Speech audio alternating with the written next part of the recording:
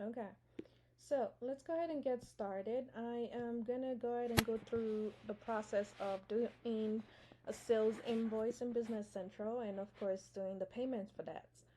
Maybe three invoices. So I'm gonna go to my customer list. I see that it's already completely filled out here, so I don't have to do anything extra. Okay, so now let's go ahead and do invoices. Okay, so I'm gonna click on sales and then click on sales invoice. Of course, I could go up here and search for it, but it's just easier to click on sales up here.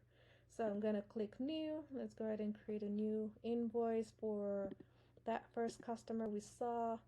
And here is the posting date. I can change it to whatever date I need it to be. So maybe I'm gonna pretend I'm posting this on the in the month of November. Okay, now this is pulling everything from the customer's card. Okay, so however you have it set up on that card will be what shows up here. And of course, it pulled in that payment term code. If you look at that full list, there's like a 2% discount on that payment terms. Okay, so now let's go ahead and put our line item. So I'm going to change the type to GL accounts. And let's say, I don't know, the customer was, what are they buying from us? Let's just choose a random GL account here. Okay, so I'll just choose sales discount, for example, or maybe, I don't know, something else. So enter a quantity of one, and let's say, I don't know, this customer is purchasing this, is buying this from us for $900. Okay, now of course you can definitely click on this little drop down here under home and preview post, but I'll just go ahead and post this right away so that way we can see what the posted sales invoice looks like. Oh, and it looks like I need a tax group code.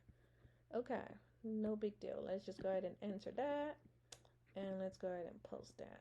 Okay, so now that's been posted. It's saying, hey, do you want to look at the invoice? No, not really. I can go, let me just search in this case instead of looking at the menu up there. So posted sales invoice. I can go in there and I can look at the one I had just posted.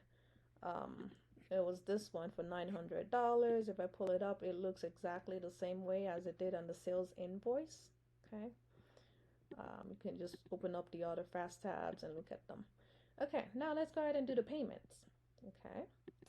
The payments would be in the cash receipt journal. You could click on cash management up here and you click cash receipt journal, or you can search for cash receipt journals. Okay, now let's go ahead and do the payments for that invoice that we had put in. So posting date, we leave it as today, or if the invoice was paid on that day that it was posted 11/17, you can change it. Document type, of course, will be payment, since this is a customer payment. And I'm not sure if you notice at the top here, the batch name says test. If you need to change your batch, you can click this little three dots and change it. And of course, you can add a new one if you need to. Okay, but this one I already have it assigned to a bank account of checking. And of course, the number series is the same.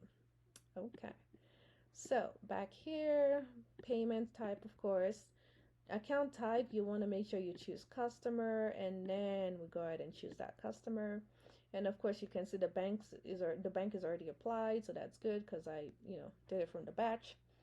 So home, I click on home up here, and then I'm going to click apply entries so I can see that entry that was posted. It was $900.